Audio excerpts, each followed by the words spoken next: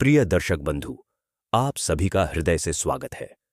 आज का मंगलार यह है कि जो भी यह कथा श्रद्धा, विश्वास और पूर्ण एकाग्रता से सुनेगा, उसके जीवन के समस्त संकट, भय, बाधाएं और दुख हनुमान जी स्वयं हर लेंगे। जिस प्रकार हनुमान मंत्र के स्मरण से असंभव भी संभव हो जाता है, उसी प्रकार यह कथा भी आपके जीवन में आशा, साहस और प्रकाश का संचार करेगी। आप जहां भी हैं, जैसे भी हैं, अपने मन को शांत करें, आंखें बंद कर पवन पुत्र का स्मरण करें और इस दिव्य, रहस्यमयी और प्रेरक कथा के प्रथम चरण में प्रवेश करें। यह कथा उस समय की है जब धरती पर विश्वास डगमगाने लगा था, जब लोग कहते तो थे कि भगवान है, पर संकट आते ही उनका भरोसा टूट जाता था। पहाड़ों के बीच बसा एक विस्तृत क्षेत्र था, जहां छोटे छोटे गांव बिखरे हुए थे। उन गांवों में एक ऐसा भी गांव था जिसके चारों ओर रहस्य, भय और अजीब घटनाओं की कहानियां फैली रहती थीं। उस गांव का नाम था अंजनापुर। कहते हैं इस गांव का नाम भी कभी माता अंजना के नाम पर रखा गया था, पर समय बीतने के साथ लोग उसका अर्थ भूल गए थे। केवल डर ही बचा था। अंजनापुर के उत्तर में एक घना जंगल था। जंगल इतना घना कि दिन में भी सूर्य की किरणें जमीन तक पहुंचने में डरती थीं। उसी जंगल के भीतर एक प्राचीन मार्ग था जो वर्षों से किसी ने पार नहीं किया था। उस मार्ग के बीचों बीच खड़ा था एक विशाल शिला मंदिर, टूटा फूटा पर अब भी अद्भुत शक्ति से भरा हुआ। बुजुर्ग कहते थे कि कभी वहां हनुमान जी की उपासना होती थी, पर एक दिन किसी ने श्रद्धा को त्याग दिया और तभी से वह स्थान अभिशप्त हो गया। सच क्या था यह कोई नहीं जानता था, पर डर ने सच्चाई से बड़ा रूप ले लिया था। उसी गांव में रहता था एक युवक, नाम था वीरभद्र। साधारण कदकाठी, सामान्य जीवन, पर उसके नेत्रों में एक अलग ही चमक थी। वह उन लोगों में से नहीं था जो संकट आने से पहले ही हार मान लेते हैं। बचपन से उसने अपने पिता को एक ही बात कहते सुना था, बेटा, अगर दुनिया का हर सहारा छूट जाए तो भी हनुमान जी का नाम मत छोड़ना। उसके पिता साधारण किसान थे, पर हृदय से भक्त। हर मंगलवार और शनिवार वे दीप जलाकर हनुमान जी का स्मरण करते। वही संस्कार वीरभद्र के भीतर भी गहरे उतर गए थे। समय बदला। एक वर्ष ऐसा आया जब अंजनापुर पर विपत्ति टूट पड़ी। पहले बारिश रुक गई, फिर धरती फटने लगी, कुएं सूख गए, नदियां पतली धाराओं में सिमट गईं। लोग कहते यह प्रकृति का कोप है, कुछ कहते यह उसी जंगल का श्राप है। भय इतना बढ़ गया कि लोग रात में घर से निकलना छोड़ चुके थे। बच्चों की हंसी गायब हो गई और हर चेहरे पर चिंता की रेखाएं उभर आईं। एक रात गांव की पंचायत बुलाई गई। मशालों की रोशनी में सभी लोग इकट्ठा हुए। मुखिया ने भारी स्वर में कहा कि अगर जल नहीं मिला तो गांव छोड़ना पड़ेगा। तभी किसी बुजुर्ग ने कांपती आवाज में कहा कि जंगल के भीतर, उसी प्राचीन मार्ग के पार, एक पुराना जलस्रोत है जो कभी नहीं सूखता। पर समस्या वही थी, वहां जाने की हिम्मत कोई नहीं करता था। कहा जाता था कि जो भी वहां गया वह बदला हुआ लौटा, या लौटा ही नहीं। सभा में सन्नाटा छा गया। लोग एक दूसरे का चेहरा देखने लगे। तभी वीरभद्र खड़ा हुआ। उसकी आवाज शांत थी पर दृढ़। उसने कहा, अगर गांव के लिए संकट है तो कोई तो जाएगा, और अगर हनुमान जी साथ हों तो डर किस बात का। लोग उसे घूरने लगे। कुछ ने उसे पागल कहा, कुछ ने रोका, पर वीरभद्र के भीतर जैसे कोई और ही शक्ति जाग चुकी थी। उस रात वह अपने घर लौटा। मां ने उसके चेहरे को देखा और सब समझ गई। उन्होंने बिना कुछ कहे पुराने संदूक से एक छोटा सा ताबीज निकाला जिसमें हनुमान जी का चित्र था। उसे वीरभद्र के हाथ में रखते हुए बोली, डर लगे तो इसे पकड़ लेना बेटा। वीरभद्र की आंखें नम हो गईं। उसने चरण स्पर्श किया और मन ही मन हनुमान जी से प्रार्थना की। भोर होने से पहले वह जंगल की ओर निकल पड़ा। रास्ता जैसे जैसे आगे बढ़ता गया, वातावरण बदलता गया। हवा में अजीब सी सिहरन थी। पक्षियों की आवाजें भी धीरे धीरे शांत हो गईं। कई बार उसे ऐसा लगा जैसे कोई उसके पीछे चल रहा हो। उसका मन क्षण भर के लिए डगमगाया, पर तभी उसे पिता के शब्द याद आए। उसने धीरे धीरे हनुमान जी का नाम जपना शुरू किया। हर कदम के साथ उसका भय कम होता गया।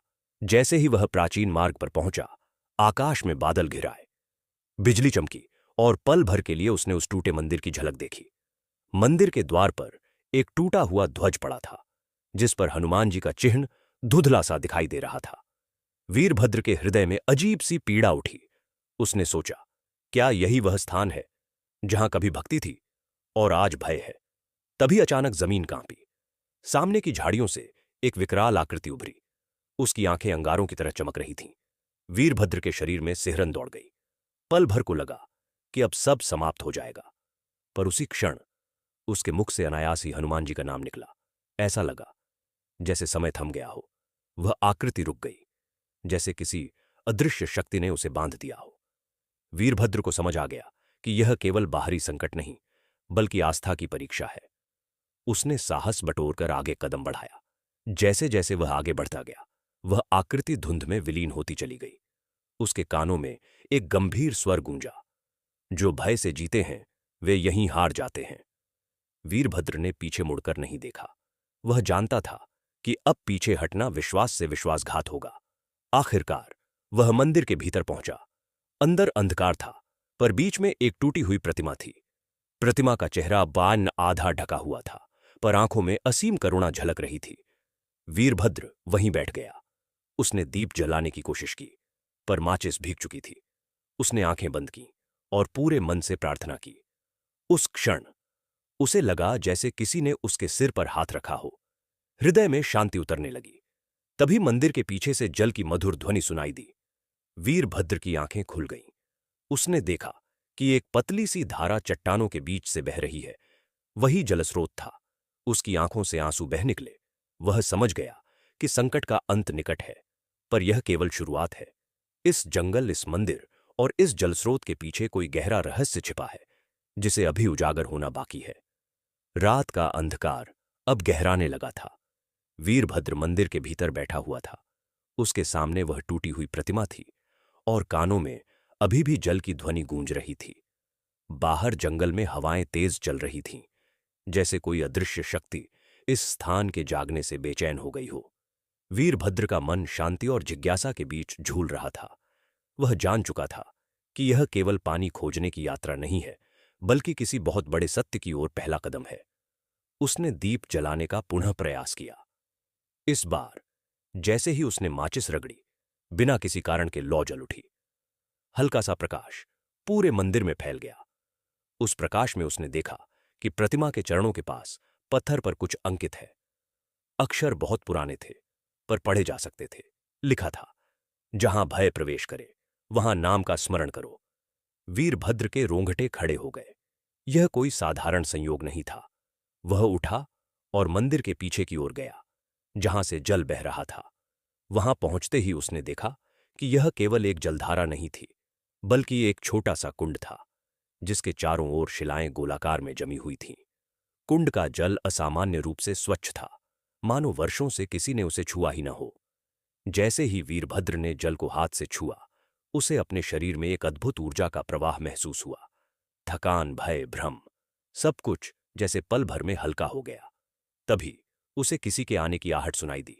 वह चौकन्ना हो गया। अंधेरे से एक वृद्ध पुरुष प्रकट हुए। उनके वस्त्र साधारण थे, पर आंखों में असाधारण तेज था। वीरभद्र ने झुककर प्रणाम किया। वृद्ध ने मुस्कुराकर कहा, डरो मत पुत्र, बहुत वर्षों बाद किसी ने इस स्थान को श्रद्धा से छुआ है। वीरभद्र की जिज्ञासा और बढ़ गई। उसने पूछा, आप कौन हैं और यह स्थान क्या है? वृद्ध ने गहरी सांस ली और बोले, यह स्थान कभी साधना का केंद्र था। यहां हनुमान जी की उपासना होती थी, पर जैसे जैसे लोगों ने भक्ति को त्यागा, वैसे वैसे यहां भय ने घर कर लिया। भय ने ही इन आकृतियों को जन्म दिया, जिनसे लोग डरते हैं। वीरभद्र को समझ आने लगा कि जिन राक्षसी आकृतियों की कहानियां वह सुनता आया था, वे शायद मन के अंधकार का ही रूप थीं। वृद्ध ने आगे कहा, यह जलकुंड साधारण नहीं है। यह उन लोगों की परीक्षा लेता है जो केवल स्वार्थ से यहां आते हैं, पर जिसने विश्वास के साथ कदम रखा, उसके लिए यह जीवनदायी बन जाता है। वीरभद्र ने विनम्रता से कहा, मैं यह जल अपने गांव के लिए लेना चाहता हूं। वृद्ध ने उसकी आंखों में देखा और सिर हिलाया। तुम ले जा सकते हो, पर याद रखना, संकट केवल पानी से नहीं हटेगा। उसके पीछे जो कारण है, उसे भी समझना होगा। इतना कहकर वृद्ध धीरे धीरे अंधकार में विलीन हो गए, जैसे वे कभी वहां थे ही नहीं। वीरभद्र कुछ देर तक वहीं खड़ा रहा। उसे लगा जैसे किसी ने उसके कंधों पर जिम्मेदारी रख दी हो। उसने जल से भरे पात्र को संभाला और वापस लौटने की तैयारी की। पर जैसे ही उसने पहला कदम बढ़ाया, जंगल फिर से जीवित हो उठा। झाड़ियों से अजीब आवाजें आने लगीं। हवा में भय की गंध थी। रास्ते में उसे बार बार ऐसा लगा कि कोई उसे रोकने की कोशिश कर रहा है। कभी पेड़ों की शाखाएं रास्ता रोक लेतीं, कभी जमीन फिसलन भरी हो जाती। हर बार उसका मन क्षण भर को विचलित होता, पर फिर वह हनुमान जी का स्मरण करता और आगे बढ़ जाता। उसे समझ में आ गया था कि यह केवल जंगल नहीं, बल्कि उसकी आस्था की परीक्षा है। भोर की पहली किरण के साथ वह गांव की सीमा पर पहुंचा। गांव वालों ने जब उसे जल के साथ लौटते देखा तो पहले तो विश्वास नहीं हुआ। फिर किसी ने दौड़कर उसके चरण पकड़ लिए। कोई रो पड़ा, कोई हाथ जोड़कर खड़ा रह गया। जल को कुएं में डाला गया और कुछ ही समय में पानी का स्तर बढ़ने लगा। लोगों ने इसे चमत्कार कहा, पर वीरभद्र जानता था कि यह केवल शुरुआत है। कुछ ही दिनों में गांव में सुख शांति लौटने लगी, पर वीरभद्र का मन बेचैन था। उसे याद आ रहे थे वृद्ध के शब्द, कारण को समझना होगा। उसी रात उसे स्वप्न आया। उसने देखा कि वही टूटा हुआ मंदिर अब पूर्ण रूप में खड़ा है और उसके सामने एक विशाल ध्वज लहरा रहा है। ध्वज पर हनुमान जी का चिन्ह था। स्वप्न में एक गंभीर स्वर गूंजा, जो भय को समझे बिना मिटाना चाहता है, वह फिर उसी में फंसता है। वीरभद्र की नींद टूट गई। पसीने से उसका शरीर भीग चुका था। वह समझ गया कि गांव का संकट केवल पानी का नहीं, बल्कि विश्वास के टूटने का था। अगले दिन उसने पंचायत बुलाई। उसने सबके सामने मंदिर और जलकुंड की कथा सुनाई। कुछ लोग चुप रहे, कुछ ने विरोध किया, पर अधिकांश के हृदय में कुछ जाग उठा था। उसी समय गांव के बाहर से एक अजनबी आया। उसके चेहरे पर घमंड था और शब्दों में उपहास। उसने कहा कि यह सब अंधविश्वास है, जंगल में कोई शक्ति नहीं। वह स्वयं उस स्थान पर जाएगा और सबको सच दिखाएगा। वीरभद्र ने उसे रोका, पर वह नहीं माना। गांव के कई लोग भी उत्सुकता में उसके साथ चल पड़े। सूर्य ढलते ही वे जंगल में प्रवेश कर गए। जैसे जैसे वे आगे बढ़े, वातावरण भारी होने लगा। वही डरावनी आकृतियां फिर उभरने लगीं। अजनबी का साहस टूटने लगा। उसने दौड़कर भागने की कोशिश की, पर रास्ता भूल गया। तब वीरभद्र आगे आया। उसने सबको शांत रहने को कहा और हनुमान जी का स्मरण करने को कहा। धीरे धीरे भय कम होने लगा और सब सुरक्षित बाहर निकल आए। उस अजनबी की आंखों में अब घमंड नहीं, बल्कि भय और सम्मान था। उसने स्वीकार किया कि कुछ शक्तियां तर्क से परे होती हैं। उस दिन गांव वालों ने मिलकर निश्चय किया कि वे उस मंदिर का पुनः निर्माण करेंगे और वहां श्रद्धा से उपासना करेंगे। गांव में मंदिर के पुनर्निर्माण का निर्णय होने के बाद वातावरण बदलने लगा था। जहां पहले भय था, वहां अब चर्चा थी। जहां पहले लोग सूर्य ढलते ही द्वार बंद कर लेते थे, वहां अब संध्या के समय दीप जलने लगे थे। वीरभद्र यह सब देखकर प्रसन्न तो था, पर उसके मन में एक अनकहा बोझ था। उसे बार बार उस वृद्ध की आंखें याद आ रही थीं, वह गंभीर स्वर और वह अदृश्य चेतावनी। कारण को समझना होगा। मंदिर के पुनर्निर्माण के लिए गांव के सभी लोग जुट गए। कोई पत्थर लाता, कोई लकड़ी, कोई जल। पर जैसे जैसे कार्य आगे बढ़ता गया, अजीब घटनाएं भी होने लगीं। कभी अचानक आंधी आ जाती और तैयार दीवार गिर जाती। कभी किसी को बिना कारण भय लगने लगता। कुछ लोग फिर से कहने लगे कि यह स्थान अशुभ है। वीरभद्र सब देख रहा था। वह जानता था कि यह परीक्षा का समय है। एक रात जब सब सो चुके थे, वीरभद्र अकेला मंदिर की ओर गया। पूर्णिमा की चांदनी में वह टूटी प्रतिमा अब कुछ अधिक स्पष्ट दिखाई दे रही थी। उसने वहां बैठकर ध्यान लगाया। हनुमान जी का नाम जपते जपते उसे ऐसा लगा जैसे समय रुक गया हो। तभी उसी प्रकाश में उसे वही वृद्ध पुनः दिखाई दिए। इस बार वृद्ध की देह और भी तेजस्वी लग रही थी। उन्होंने कहा, पुत्र, क्या तुम जानना चाहते हो कि यह स्थान भय का केंद्र कैसे बना? वीरभद्र ने सिर झुकाकर कहा, हां। वृद्ध ने कहना शुरू किया, बहुत समय पहले यहां एक साधक रहता था। वह हनुमान जी का परम भक्त था। उसकी साधना से यह स्थान जागृत था। दूर दूर से लोग यहां समाधान पाने आते थे, पर समय के साथ लोगों ने साधना को छोड़कर केवल लाभ मांगना शुरू कर दिया। श्रद्धा व्यापार बन गई। उसी दिन से इस स्थान की शक्ति विकृत होने लगी। वृद्ध ने बताया कि जब भक्ति स्वार्थ में बदलती है तो वही शक्ति भय का रूप ले लेती है। यह जंगल, यह आकृतियां, यह भ्रम, सब उसी विकृति का परिणाम है। वीरभद्र ने पूछा, तो इसका समाधान क्या है? वृद्ध ने उत्तर दिया, समाधान बाहर नहीं, भीतर है। जब तक लोग भय के कारण पूजा करेंगे, भय बना रहेगा। जब वे विश्वास से पूजा करेंगे, तब यह स्थान पुनः जागृत होगा। इतना कहकर वृद्ध ने वीरभद्र को उस प्रतिमा के हृदय की ओर देखने को कहा। वीरभद्र ने देखा कि पत्थर के भीतर एक सूक्ष्म रेखा सी चमक रही है। वृद्ध बोले, यह बीज है, भक्ति का बीज। इसे जागृत करने के लिए एक अग्नि परीक्षा होगी। यह कहते ही वृद्ध अदृश्य हो गए।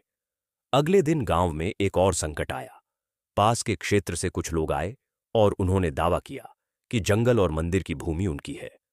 उन्होंने निर्माण रोकने की धमकी दी। गांव में फिर तनाव फैल गया। कुछ लोग डर गए, कुछ क्रोधित हो गए। वीरभद्र ने सबको शांत किया, पर भीतर ही भीतर वह समझ गया कि यही वह अग्नि परीक्षा है। विवाद बढ़ता गया। बात राजा के दरबार तक पहुंची। वीरभद्र को प्रतिनिधि बनाकर भेजा गया। यह उसकी पहली यात्रा थी गांव से बाहर। रास्ते में उसे कई बार संदेह हुआ, क्या वह सही कर रहा है? क्या यह सब उसके बस का है? हर बार उसने हनुमान जी का नाम लिया और आगे बढ़ता गया।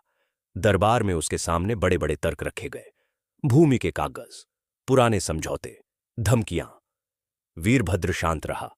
उसने केवल एक बात कही, यदि यह स्थान भय देता है तो हमें इसे छोड़ देना चाहिए, पर यदि यह स्थान लोगों को साहस देता है तो इसे बचाना हमारा धर्म है। उसकी बातों में तर्क कम, सत्य अधिक था। राजा ने निर्णय सुनाया कि सत्य की जांच होगी, जंगल और मंदिर का निरीक्षण किया जाएगा।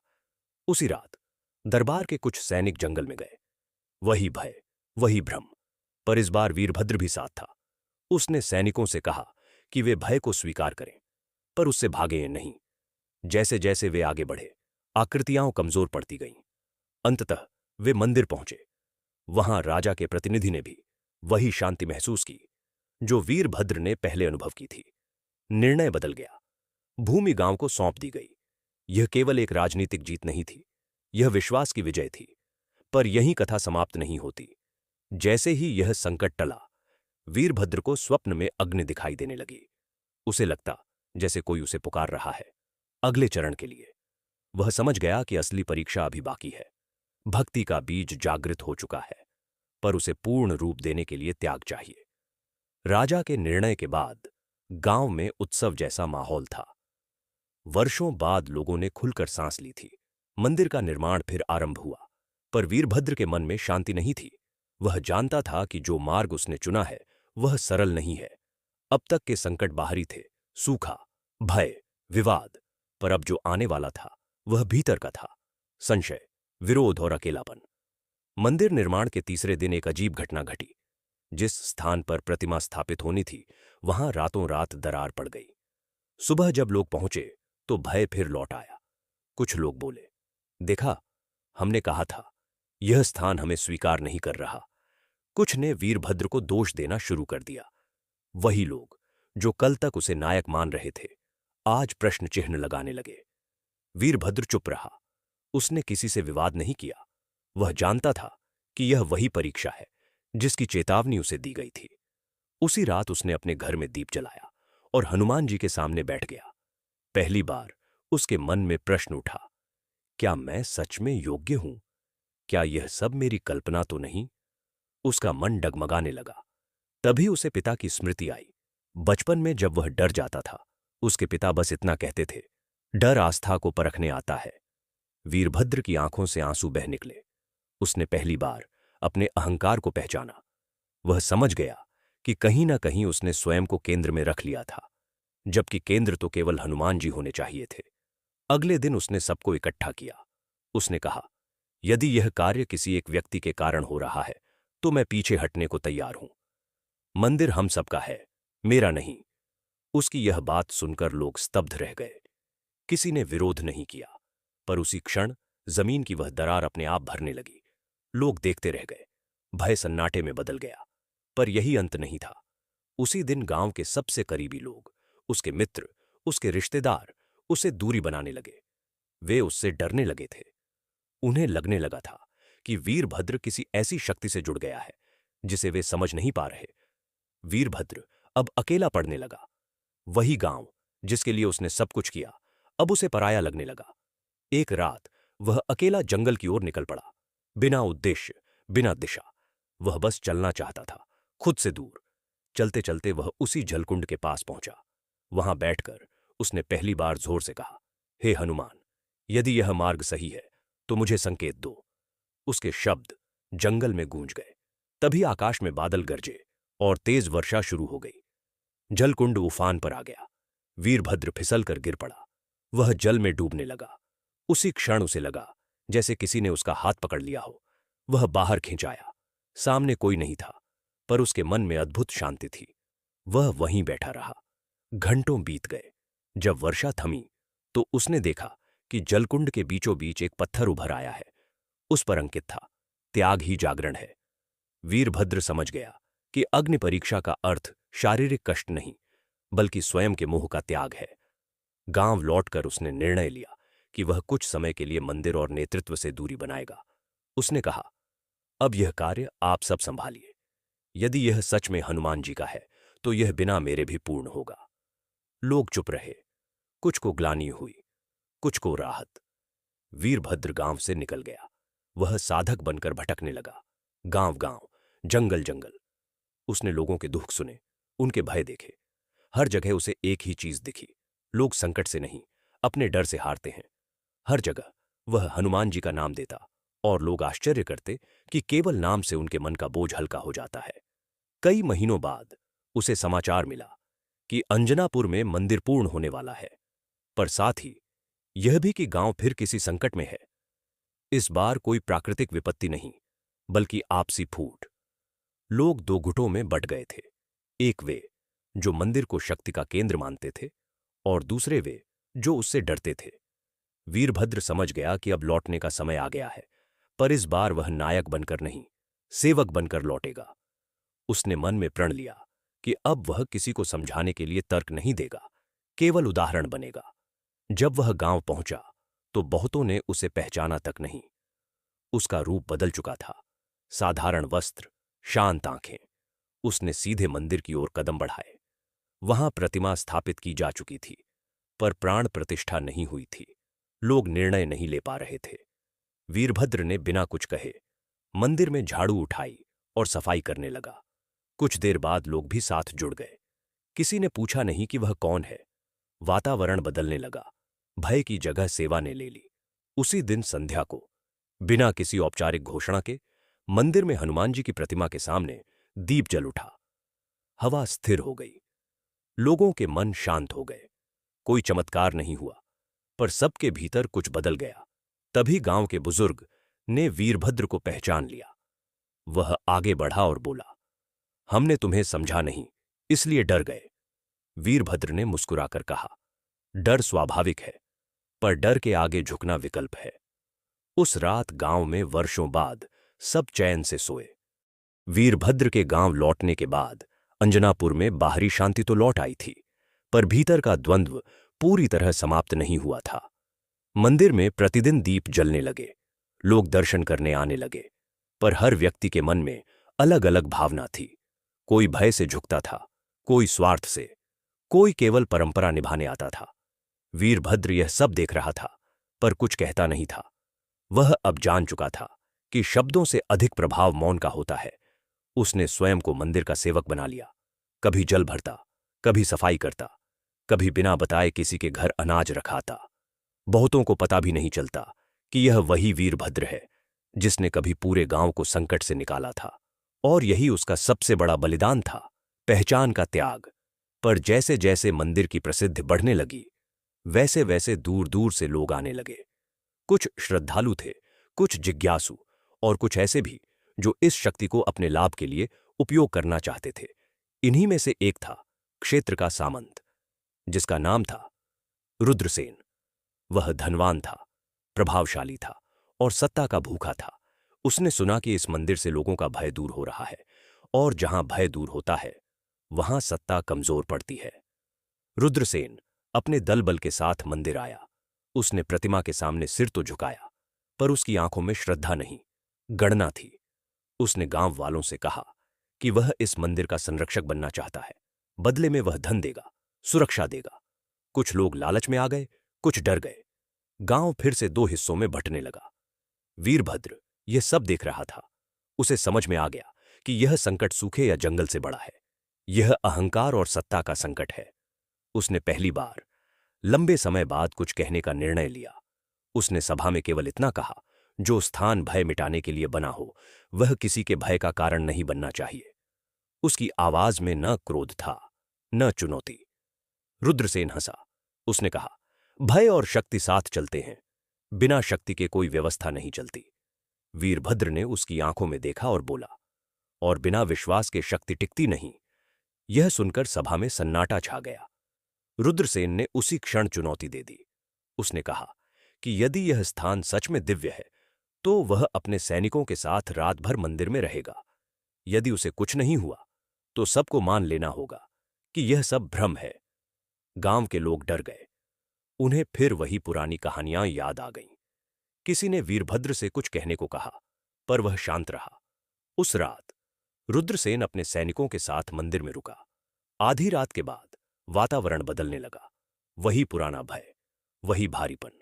सैनिकों के मन में डर समाने लगा। किसी को लगा कोई देख रहा है, किसी को आवाजें सुनाई दी, पर रुद्रसेन अड़ा रहा। उसने अपने मन में डर को दबाने की कोशिश की, पर वह दबता नहीं और बढ़ता गया। उसी समय वीरभद्र बाहर मंदिर के प्रांगण में बैठा था। वह हनुमान जी का नाम जप रहा था। उसने भीतर की किसी भी घटना में हस्तक्षेप नहीं किया। वह जानता था कि यह संघर्ष बाहरी नहीं, आंतरिक है। अचानक मंदिर के भीतर से चीख सुनाई दी। सैनिक भागते हुए बाहर आए। रुद्रसेन भी बाहर आया। उसका चेहरा पीला पड़ चुका था। उसने कुछ देखा था। कोई आकृति नहीं, कोई राक्षस नहीं, बल्कि उसने अपने ही भीतर का भय देखा था। वर्षों का अहंकार, सत्ता का नशा और असुरक्षा सब एक साथ टूट पड़े थे। वह वीरभद्र के पास आया। पहली बार उसने सिर झुकाया। उसने कहा, मैंने कोई देवता नहीं देखा, पर मैंने खुद को देखा, और वही सबसे डरावना था। वीरभद्र ने केवल इतना कहा, यही दर्शन है। उस घटना के बाद रुद्रसेन पीछे हट गया।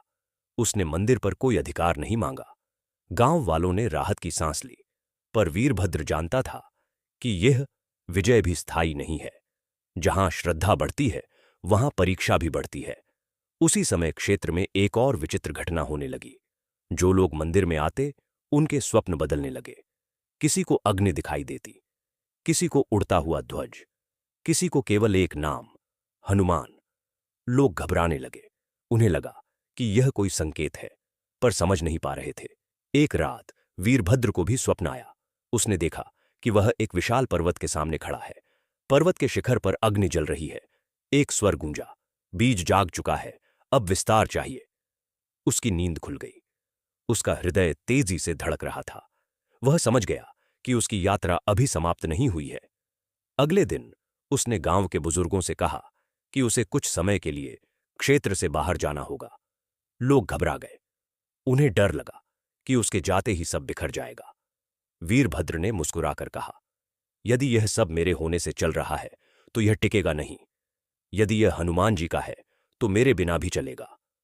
वह बिना किसी उत्सव, बिना किसी विदाई के निकल पड़ा।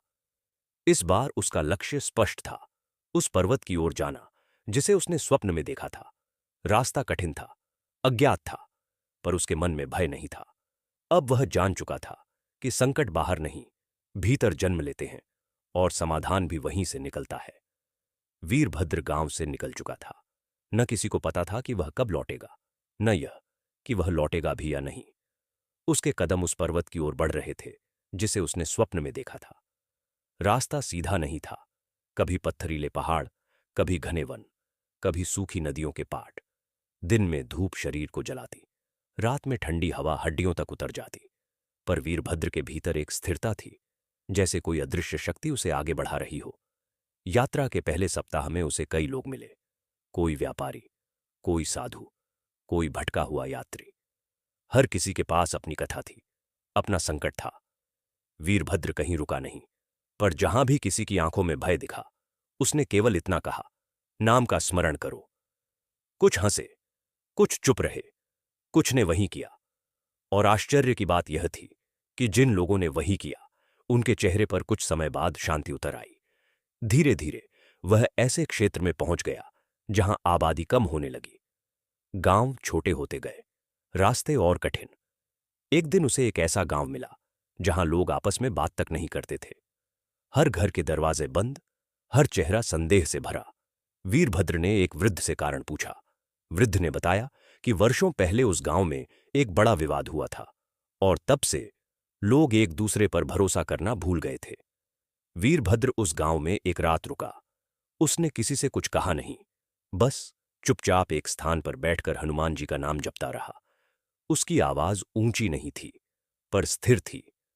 रात के सन्नाटे में वह नाम धीरे धीरे फैलने लगा। कुछ लोग अपने घरों से बाहर आए, कुछ ने खिड़कियों से देखा। किसी को समझ नहीं आया कि वह क्या कर रहा है, पर उन्हें लगा जैसे वर्षों से जमा बोझ थोड़ा हल्का हो रहा है। सुबह होते होते गांव में अजीब सी हलचल थी। लोग एक दूसरे से बात करने लगे थे, छोटी छोटी बातें, साधारण शब्द। पर वर्षों बाद किसी ने वीरभद्र को धन्यवाद नहीं दिया। पर जब वह गांव से निकला तो कई लोगों की आंखों में आंसू थे। वीरभद्र समझ गया कि उसका मार्ग केवल पर्वत तक का नहीं, बल्कि लोगों के भीतर तक का है। आगे बढ़ते हुए उसे एक और संकेत मिला।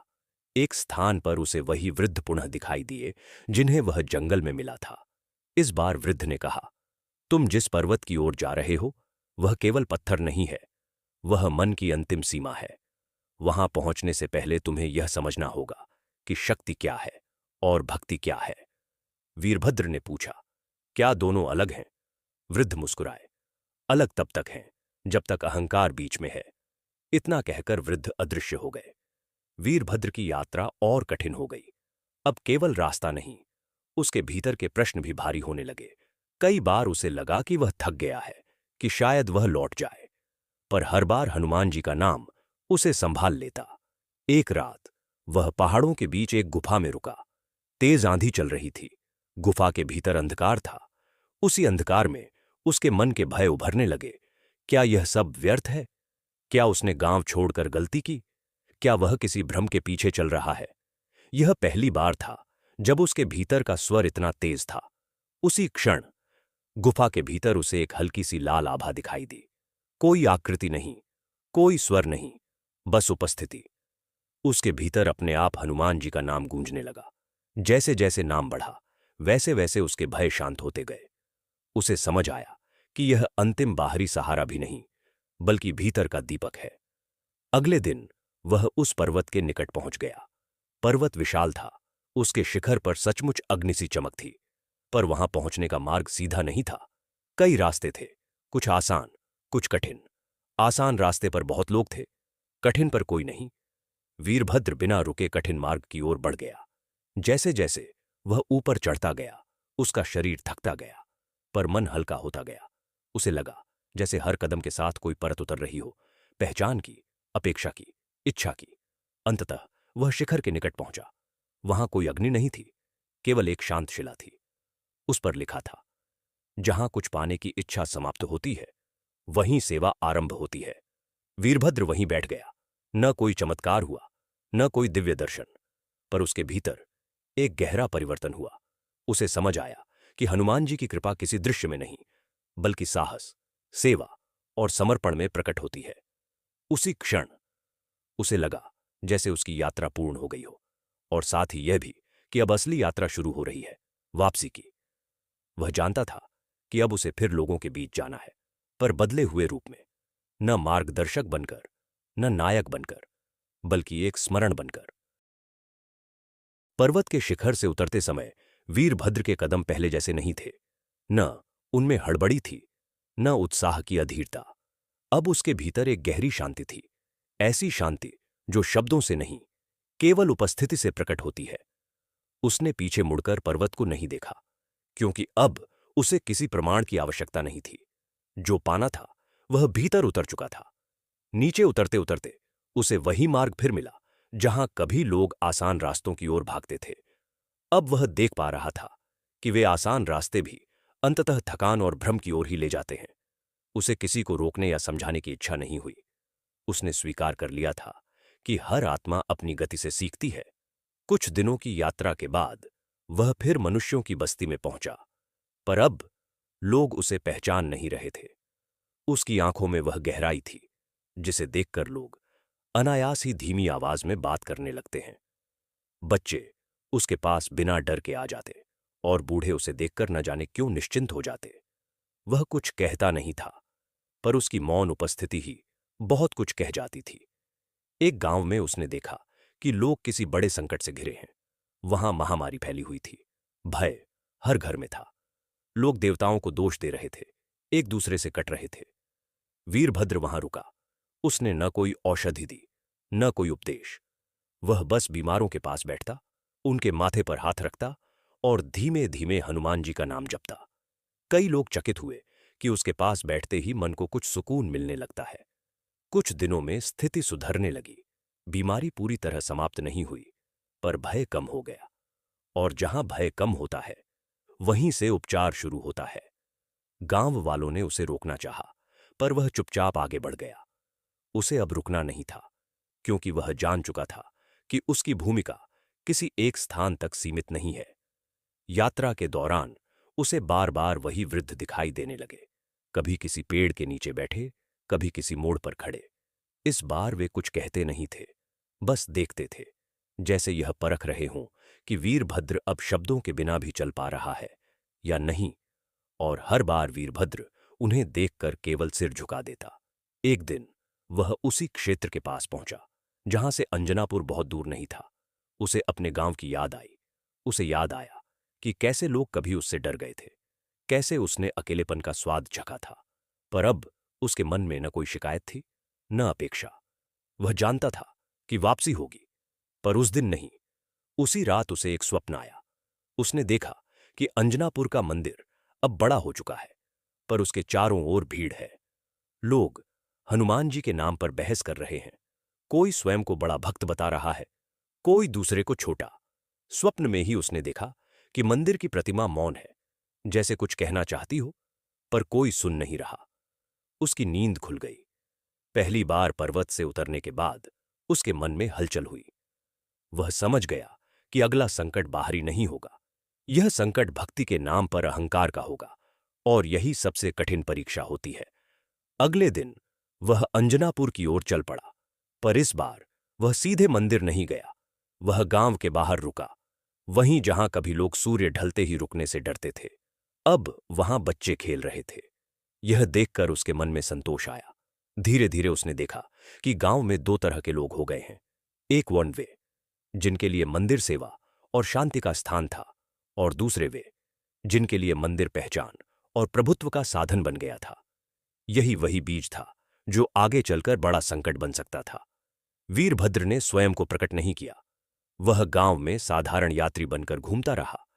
उसने लोगों की बातें सुनी। कोई कहता, हम ही असली भक्त हैं। कोई कहता, भगवान हमारे साथ हैं। कोई दूसरे को नीचा दिखाकर स्वयं को ऊंचा करने में लगा था। एक दिन मंदिर में बड़ा विवाद हुआ। बात हाथापाई तक पहुंच गई। उसी क्षण वीरभद्र आगे आया। उसने न किसी का पक्ष लिया, न किसी को दोष दिया। उसने बस इतना कहा, जिस नाम ने तुम्हें भय से मुक्त किया, क्या उसी नाम से तुम एक दूसरे को बांध रहे हो? उसकी आवाज ऊंची नहीं थी, पर स्थिर थी। भीड़ धीरे धीरे शांत हो गई। किसी को समझ नहीं आया कि यह साधारण सा व्यक्ति ऐसा प्रभाव कैसे डाल रहा है। कुछ को उसकी आंखों में वही परिचित गहराई दिखी, पर वे पहचान नहीं पाए। उस रात मंदिर में पहली बार वर्षों बाद पूर्ण मौन छाया। न भजन, न शोर, न बहस, केवल दीपक की लौ और नाम की आंतरिक गूंज। कई लोगों की आंखों से आंसू बह निकले। उन्हें समझ आया कि वे किस रास्ते से भटक रहे थे। अगली सुबह गांव के बुजुर्ग वीरभद्र के पास आए। उन्होंने उससे पूछा, तुम कौन हो? वीरभद्र मुस्कुराया और बोला, मैं वही हूं जो तुम हो। यह सुनकर बुजुर्ग समझ गए। उन्होंने उसके चरणों में सिर नहीं झुकाया, बस उसके पास बैठ गए। वीरभद्र ने तब पहली बार कहा, अब मेरा यहां रुकना आवश्यक नहीं। यदि मंदिर जीवित है तो वह तुम सबके भीतर जीवित है। यह कहकर वह फिर चल पड़ा। इस बार किसी ने उसे रोका नहीं। सब समझ चुके थे कि जो आता है और रुक जाता है वह मार्गदर्शक नहीं, और जो आता है और चला जाता है वही पथ दिखाता है। वीरभद्र गांव से निकल चुका था, पर इस बार उसका जाना किसी यात्रा जैसा नहीं था। यह जाना ऐसा था जैसे नदी समुद्र में मिलकर अपना नाम छोड़ देती है। अंजनापुर अब उसके लिए कोई स्थान नहीं रहा था, बल्कि एक स्मृति बन गया था। वह जानता था कि अब उसका अस्तित्व किसी एक देह या पहचान तक सीमित नहीं रहेगा। समय बीतता गया। महीनों बाद, वर्षों बाद लोग वीरभद्र को भूलने लगे। नई पीढ़ी ने उसका नाम केवल कथाओं में सुना। कुछ ने कहा वह कोई साधु था, कुछ ने कहा वह कोई भ्रम था, और कुछ ने कहा कि वह स्वयं हनुमान जी की प्रेरणा था। पर वीरभद्र को इससे कोई सरोकार नहीं था, क्योंकि वह अब इन परिभाषाओं से परे जा चुका था। इधर अंजनापुर में मंदिर जीवित था। वहां दीप जलते थे, भजन होते थे, पर अब वह भक्ति शोर में नहीं, मौन में अधिक प्रकट होती थी। फिर भी मनुष्य का स्वभाव है, जहां शांति होती है वहां वह उसे पकड़ने की कोशिश करता है। धीरे धीरे कुछ लोग फिर आगे आने लगे, स्वयं को विशेष बताने लगे। वे कहते, हम पुराने सेवक हैं, हमने सबसे अधिक त्याग किया है। और वहीं से नया बीज अंकुरित होने लगा। इसी समय क्षेत्र में एक बड़ा संकट आया। दूर के नगरों में अशांति फैलने लगी। लोग एक दूसरे पर अविश्वास करने लगे। व्यापार रुका, यात्राएं थम गईं, भय ने फिर सिर उठाया। लोग मंदिर आने लगे, पर अब उनकी प्रार्थना में विश्वास कम और मांग अधिक थी। वे चाहते थे कि संकट तुरंत हट जाए, बिना उन्हें बदले। एक रात मंदिर में दीप अचानक बुझ गए। हवा स्थिर थी, कोई आंधी नहीं, फिर भी लौ बुझ गई। लोगों के मन में डर लौट आया। किसी ने कहा हनुमान जी नाराज हैं, किसी ने कहा किसी ने गलत किया है, पर किसी ने यह नहीं पूछा कि हमने भीतर क्या खो दिया है। उसी रात एक वृद्ध यात्री गांव में आया। साधारण वस्त्र, शांत चाल। उसने किसी से कुछ नहीं पूछा। वह सीधे मंदिर गया और बुझी हुई लौ के सामने बैठ गया। कुछ देर बाद उसने अपनी आंखें बंद कीं और धीरे से हनुमान जी का नाम लिया। कोई चमत्कार नहीं हुआ, दीप नहीं जला, पर उस क्षण वहां उपस्थित लोगों के मन में एक अजीब सी शांति उतर आई। लोगों ने उस वृद्ध को पहचानने की कोशिश की, पर वह कोई परिचित नहीं था। किसी को लगा कि उसकी आवाज जानी पहचानी है, पर वे निश्चित नहीं हो पाए। वह वृद्ध पूरी रात वहीं बैठा रहा। सुबह होते ही वह चला गया। उसके जाने के बाद किसी ने दीप जलाने की कोशिश की, और इस बार दीप सहज ही जल उठा। लोगों को समझ नहीं आया कि यह क्या था, पर कुछ बुजुर्गों ने मन ही मन समझ लिया कि यह कोई साधारण यात्री नहीं था। शायद वह वही था जो कभी यहां से चला गया था, पर उन्होंने कुछ कहा नहीं। वे जानते थे कि कुछ सत्यों को नाम देने से वे छोटे हो जाते हैं। उधर वीरभद्र अब दूर दूर के क्षेत्रों में भटक रहा था। कहीं वह रोगियों के पास बैठता, कहीं टूटे मन वाले लोगों के साथ मौन साझा करता। उसने कभी स्वयं को गुरु नहीं कहा, न किसी से अपने बारे में कुछ कहा। लोग बस इतना कहते, उसके पास बैठने से मन हल्का हो जाता है। एक बार वह ऐसे नगर में पहुंचा जहां लोग लगातार संघर्ष में जी रहे थे। वहां सत्ता, धर्म और भय आपस में उलझ चुके थे। वीरभद्र ने वहां कोई उपदेश नहीं दिया। उसने केवल एक दिन बाजार के बीच बैठकर हनुमान जी का नाम जपना शुरू किया। लोग हंसे, कुछ ने पत्थर फेंके, कुछ ने उसे पागल कहा। वह शांत रहा। धीरे धीरे कुछ लोग उसके पास बैठने लगे, फिर और लोग। नाम की ध्वनि धीरे धीरे भीड़ के शोर में घुलने लगी।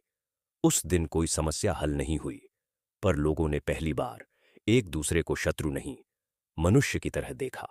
और यही परिवर्तन की पहली सीढ़ी होती है। वीरभद्र जानता था कि यही उसकी भूमिका है, समाधान देना नहीं, दृष्टि बदलना। क्योंकि जब दृष्टि बदलती है तो समाधान अपने आप रास्ता ढूंढ लेता है। समय के साथ उसकी देह कमजोर होने लगी। यात्रा, मौन, सेवा, सबका भार शरीर पर पड़ने लगा। एक दिन वह एक नदी के किनारे बैठा था। सूर्य अस्त हो रहा था। उसने जल में अपना प्रतिबिंब देखा। चेहरे पर उम्र की रेखाएं थीं, पर आंखों में वही शांति थी।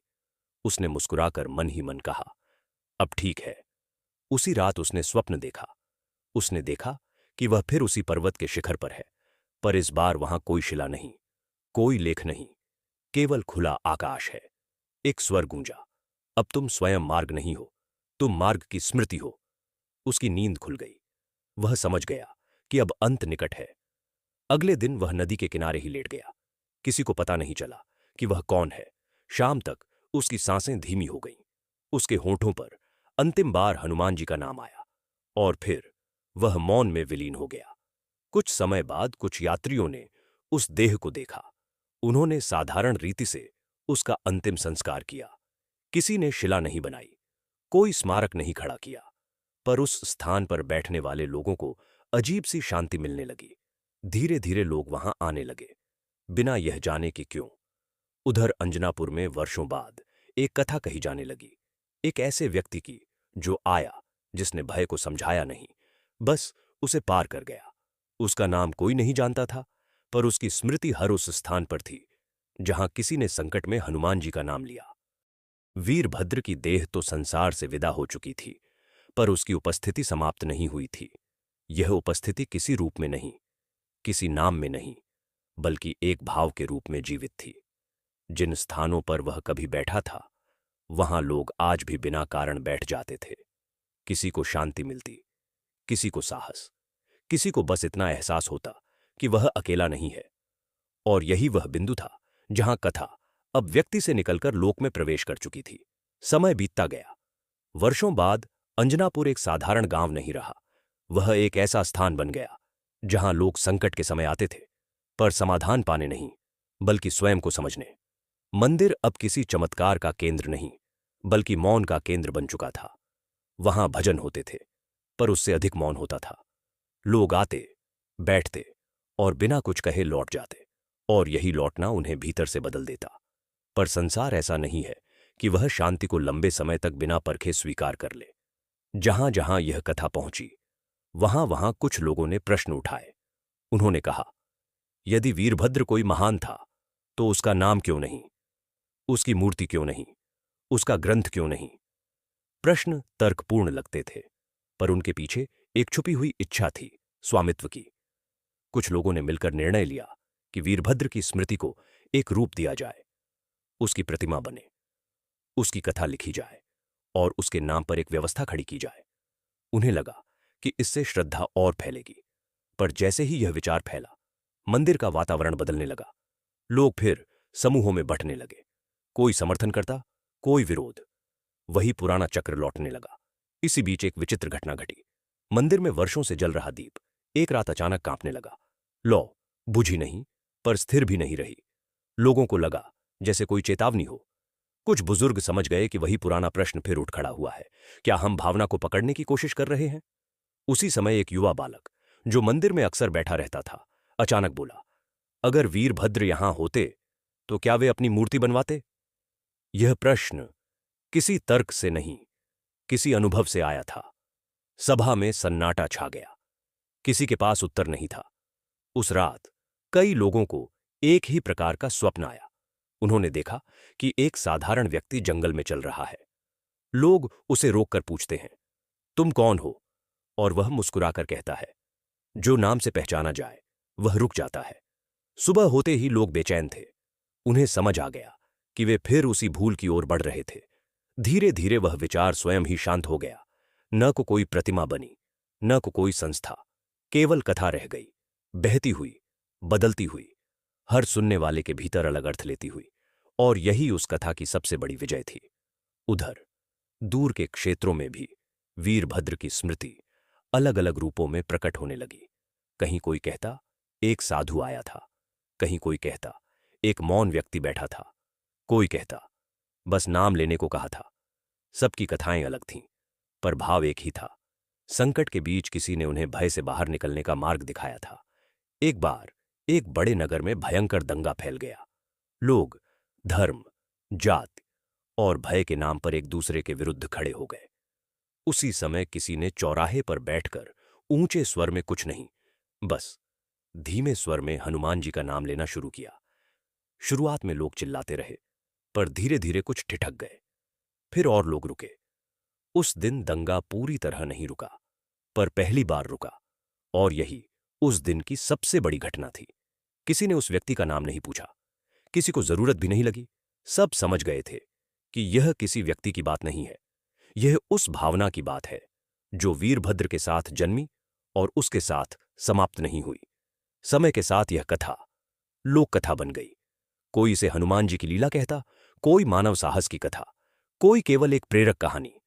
पर जो इसे ध्यान से सुनता, वह जानता था कि यह कथा उसे कुछ दे रही है, शब्दों से परे। एक दिन अंजनापुर के उसी मंदिर में एक वृद्ध महिला बैठी थी। उसने जीवन में बहुत कष्ट देखे थे। उसने किसी से कुछ नहीं कहा, बस आंखें बंद कीं और मन ही मन बोली, अगर तुम कहीं हो तो बस इतना बता दो कि डर से आगे भी कुछ है।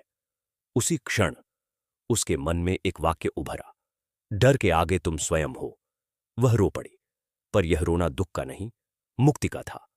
यही वह क्षण था जहां कथा पूर्णता की ओर बढ़ रही थी, क्योंकि अब वीरभद्र की उपस्थिति किसी स्मृति में नहीं, बल्कि हर उस मन में थी जो भय के आगे एक कदम बढ़ाने को तैयार था।